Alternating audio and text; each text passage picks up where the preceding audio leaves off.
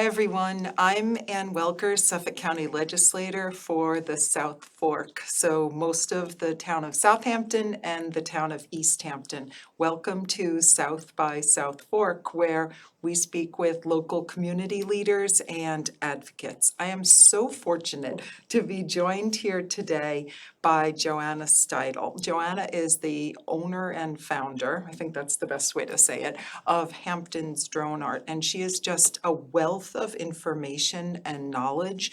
She's been flying her drones for approximately 10 years, but I'm going to let her speak more to that. I occasionally spend a bit of time down at Mecox Bay, and I occasionally bump into Johanna when I'm down at Mecox Bay because she flies her drone in the morning there, and I'm there sometimes before work. Our families have known each other for decades, and I just feel I'm so thrilled that we bumped into each other at Flying Point in Watermill recently. And it was just after there had been a press conference at the Gabreski Airport, which is owned by Suffolk County in West Hampton. And Johanna approached me and said, I have a few things I'd like to talk to you about. And maybe you could speak to that, Johanna. Absolutely. Well, thank you so much for having me. I'm very fortunate to be here. I appreciate it. We were talking about the drone incidents at the airport. So actually, since I had spoken to you, Suffolk County Police reached out to me and asked me. Basically did some consulting because they have a counter drone technology there now. So they are catching drones and whichever locations, flight paths, make and model through their new counter drone situation. So that's helpful, keeps us safe. But they did want a little better understanding of the drones and unlocking them and whatnot. Because some drones have geofencing, so they can't fly into a controlled airspace. But they undid all the geofencing. So quite a bit has changed since I spoke to you at the beach. It's pretty much always the way it is in the drone world. That's great. Like you said, you had mentioned that drones are not toys. They're very dangerous. So you really have to be careful when you fly them. I have a strict safety procedures and whatnot. I can't remember exactly what that was about. Do you? The comment? The press conference? Yeah, what we had spoken about. It was, the concern you had at that point, I'm not sure. I'll have to think about that and see. Okay. But can you talk a little bit about how you came to start flying drones? Because you were sort of, not only as a woman, but also as a drone pilot, you're sort of like on the front lines and a forerunner as well. A little bit. It's been just over 10 years since I picked up my first drone. And, all the old timers said I joined late. I was late to the party, but I caught up fast. Anyway, so yeah, it's been over 10 years. I wanted to be a pilot when I was younger, but I had two boys. I was a single mom, and so I didn't become a pilot. But when I started looking into drones, I was very interested. So the first year, I really flew a small drone about this big, and just learned how to fly indoors. So I would crash it, and then I'd have to rebuild it, and solder, and ribbons, and cameras, and then fly it and crash it again. And that went on for almost a year, and I graduated to a camera drone. So one of the things I do recommend people learn how to fly first before they start trying to take pictures and stuff. I think understanding the gear, its limitations, and your own limitations is really important. And you brought a couple drones with you I today. did. Can you talk about these a little Sure. bit? Because they're sort of, yeah, they're amazing. Sort of. Okay, so Amazing. this is the little one. This is a DJI Mini 4 Pro. I actually won this as a prize, but this is what I use in teaching. So when somebody, doesn't really know if they want to buy a drone and they just want to try it and see if they like it, I have the drone, so I do private lessons. A lot of people already have the drone and then take the private lesson. But I can tell you, almost everyone runs out and buys it after they've tried it, so it's pretty fun. This is my go-to drone. It's a DJI Mavic 3, so it's got 3 lenses. It's got a wide angle and it's got a 166 millimeter zoom lens, which means I can zoom in 28 times with this. So the zoom is really beneficial. We'll get into that later when we talk about the wildlife. And then this is my FPV drone. This is a DJI Avata 2, so it has prop guards. So this is what I fly indoors. I wouldn't fly a drone like that indoors with the props open, because the props are dangerous. Even these little teeny props can cut you pretty good, but they're pretty guarded. So this is a separate camera because it's much better than this camera. But this has a gimbal, so I can do this. This one also flies with goggles. So I didn't take my goggles out, but I fly this with, it's called first person view. So I put the goggles on and the goggles see what's coming out of the camera of the drone. And then I can hook that HDMI and other people can watch. You can watch it from my phone or whatnot as I'm shooting it. And that's what I use to fly anything indoors and anything that I want the horizon tilted. So the footage from this comes out like a fighter jet. You know, you look like you're literally banking curves, and this is the kind of drone that they use to go up big buildings and straight down. Okay. So we don't have any big buildings, we don't have any big mountains, so I have to kind of be creative with that one. So I recently, just in the last couple days, saw a shot where you flew over the Mecox Cut. Yeah. Which one of these did you use? This one. Oh, really? That's the twist, and that one I got really close to the water on that one, didn't I? But you see the bird? Did you have that with, is that part of today's, because you No, brought some but I can pictures, send darn. it. But I you can can send it. describe it a little Right. bit, describe what that was like, because you started back by the bay. I did start by the bay and I went straight up the cut, right over the mounds of sand. So the mounds, because the cut was open not long ago. The dredging creates these piles of sands. Actually, it looks a little bit like the movie Dune. So we fly straight down the line. I mean, it's kind of one of the great creative things about flying a drone is finding that perfect line of sight. And a lot of times, going down the edge of something is helpful to pull the eye in. And then we flew up and did a reveal came down right down over the waves. And there was a seagull there. Oh, I don't know. But everything looks much closer than it really is. So that's an important thing for people to realize, right? That when you're showing the whale's mouth or some real close-up, you're still a considerable distance away. Well, yeah, with the whales, dolphins, and seals, whales' approach distance is 100 feet.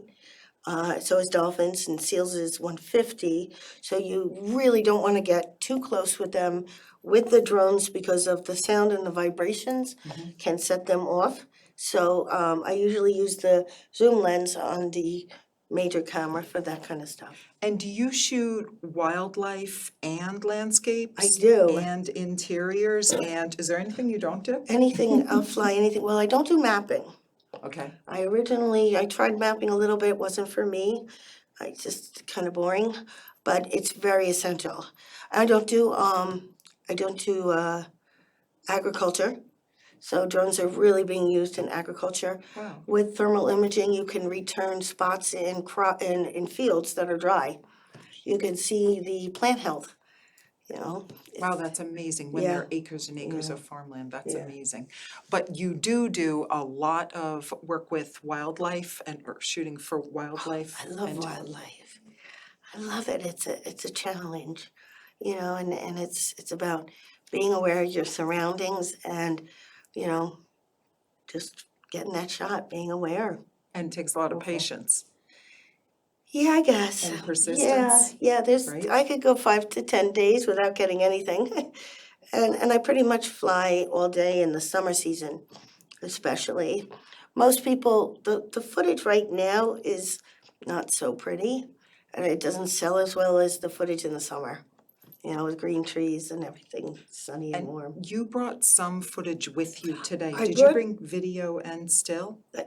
Well, Oh, I didn't bring with I me. don't bring, Yeah, you bring. but no, I did Send. I sent the marine life video. Oh, okay. So that was, Can we show that maybe, so that we can see and you So- can talk about some of sure, I those? can 'Cause talk you- about it. Your photography is just amazing. Well, thank you. I Just made some amazing. big improvements in terms of my editing. Mm-hmm. I've been supplying National Geographic with footage. So this is Austin Eckert. He's a surfer out of Montauk. He just did that perfect ride for me. I was like, yes. These are the Menhaden baitfish.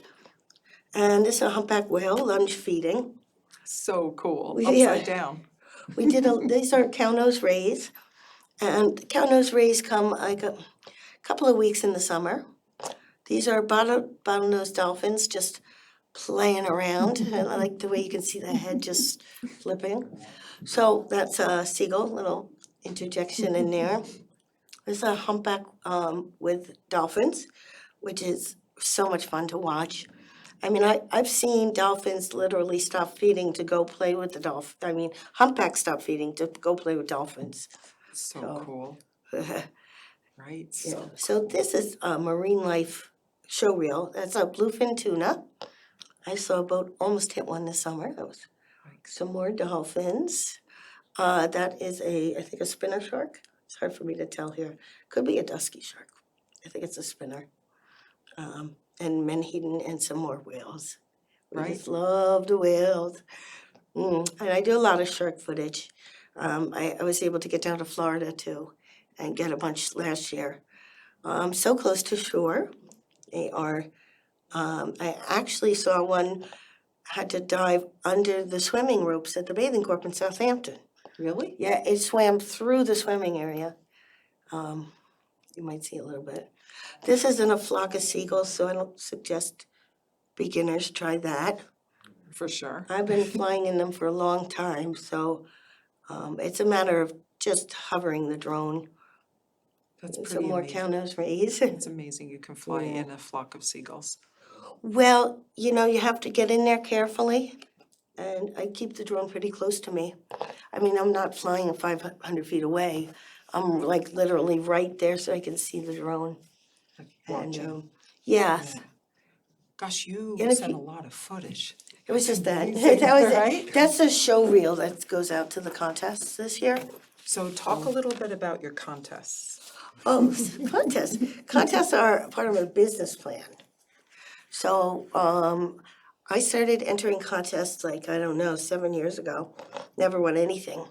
Kept trying, kept improving, and I came to realize the very first one, well, it was, I guess 3 years ago that I won 2 major awards. I won a Sky Pixel Award from DJI, which is the manufacturer, and that got me to be a creator for them and gets me free gear. So they have gifted me two out of 3, and the other one I won as a prize. So I was also named a Women to Watch, Global Women to Watch in the Arts of Visuals with women in drones. I got that in Vegas at the CES show, and that was like, I started to realize like, wow, and then you get published. So like Forbes, Wired, like-minded publications all over the world start, publishing your work. And then it kind of like snowballs. But, it's not enough. You gotta be persistent and keep doing it. I think it's an area where you can become irrelevant very quickly. Irrelevant. Unless you stay right on top of things. I think so. Uh-huh. I've seen a lot of people over the years, that were fantastic. They did wonderful stuff. And then they stopped flying for a year or two, and then they just never came back, really. So It's hard to catch up. But you fly full-time, I fly full-time. year-round, pretty much. I do, yeah, as long as there's content. In the winter here, I pick any kind of day between ice and snow is what we have. So a lot of the determination is it good enough or pretty enough to get on the news?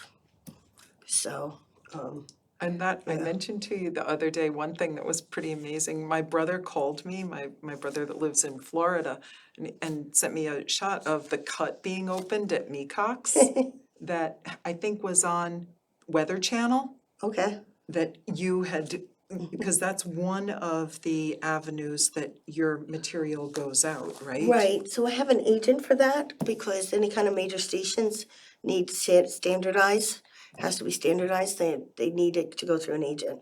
So I had figured that one out. I used to give News 12 my stuff for free, and then I figured, well, then an agent contacted me, well, I can make a living off this.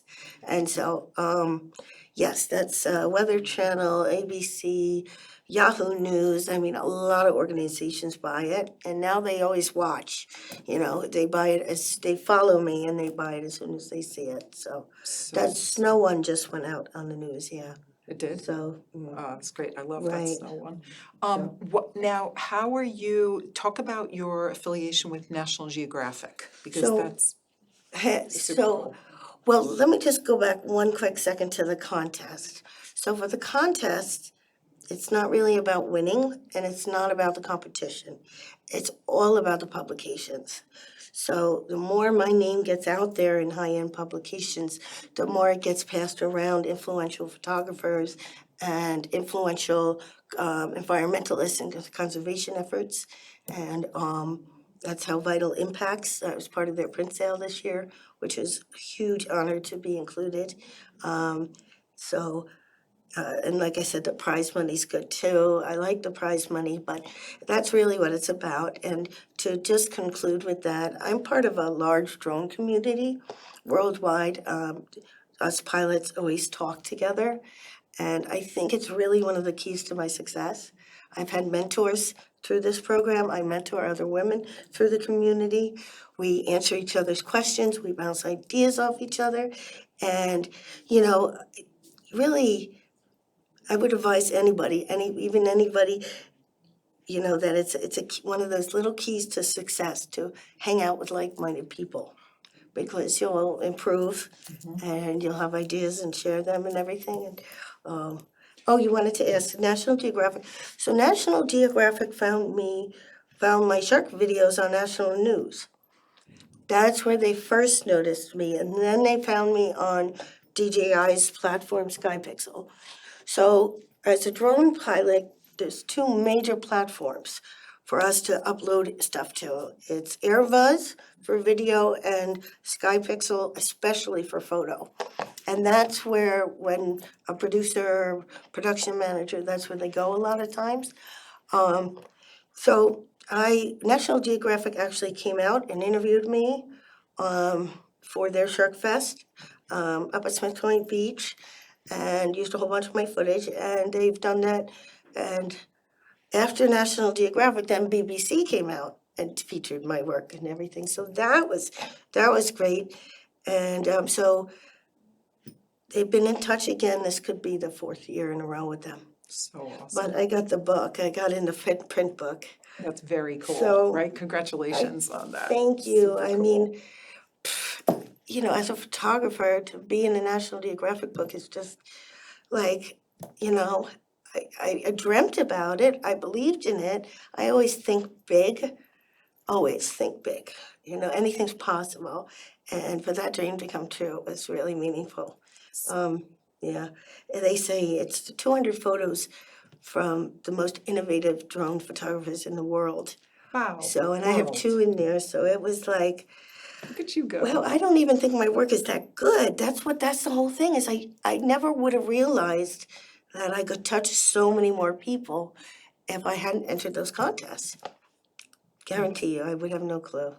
That's Yeah. amazing. Congratulations on It's all fun. that hard work paying off. Now, just to go back for a second, what if someone purchases a drone or gets a drone as a gift? Like, how do you start? Because there's some Right. information that needs to get out there Yes, about all that, right? we would like to do get a platform that will help me explain a lot of this and maybe get feedback and answer people's questions on this.